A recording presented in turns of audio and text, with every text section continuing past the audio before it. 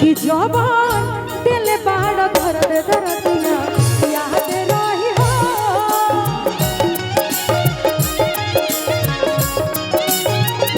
कि हम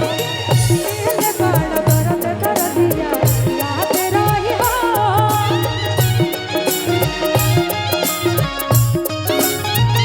कि अपना बहुत भी सुनो तुम्हारा बातें रही हो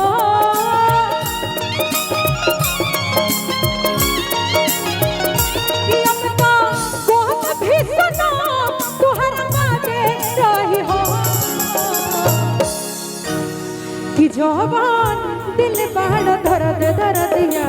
याद रही हो कि जवान दिल बाड़ दर्द दर्दिया याद रही हो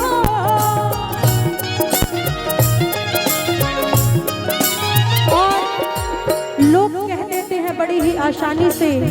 कि मैं मोहब्बत करता हूँ, मैं प्यार करता हूँ,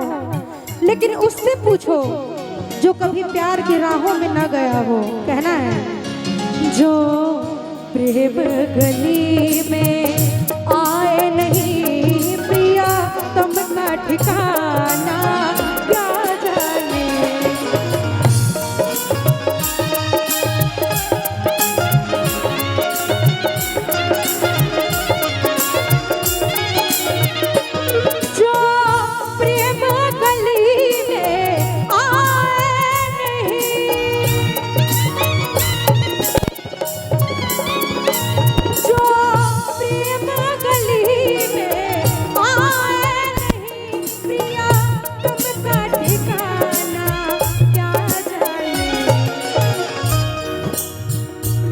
जिसने कभी प्रेम किया ही नहीं वह प्रेम निभाना क्या जाने जिसने कभी प्रेम किया ही नहीं वह प्रेम निभाना क्या जाने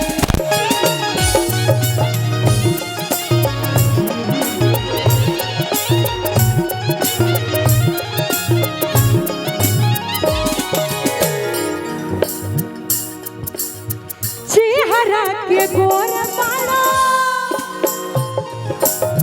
दिलवा के कोरिया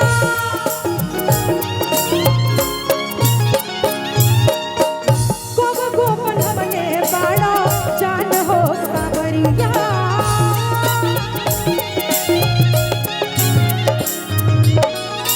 भगवान लड़की के शायद यही खातिर सुंदर बनावे ले कि कोनो लड़का प्रपोज करो और साथ में लड़की के दिल भी साफ देवे ले और लड़की मान जाओ और लड़का के वो मौका मिल जाओ लड़की के दिल तोड़े के चेहरा से गोर वाला दिलवा के कोरिया गोब गोपन हमने वाला जान हो सावरिया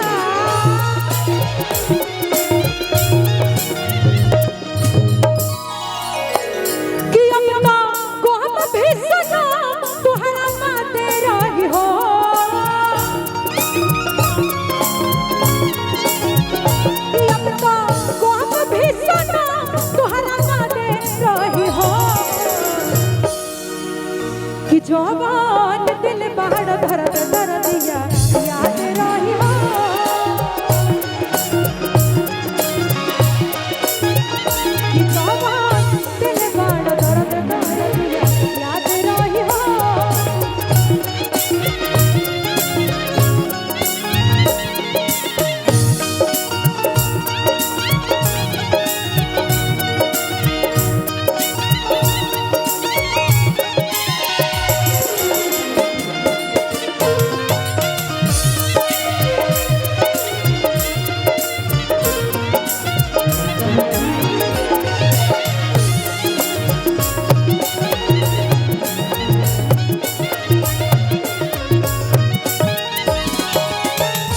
यदि हमसे कोई पूछी प्रियंका बेवफा की लिस्ट में सबसे पहले केकर नाम देबो तो हम बिना सोचले समझले एगो शख्स के नाम रखब। बेवफा के गिनाती में नाम जब जाए,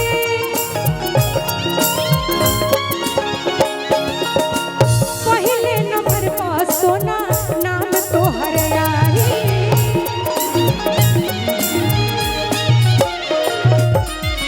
बेवफा के गिनती में नाम जब जाए,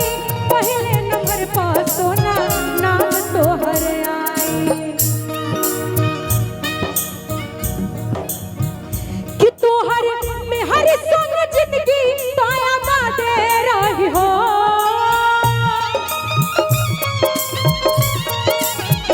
कि औरी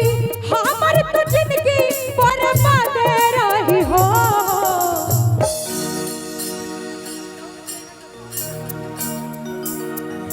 कि जवा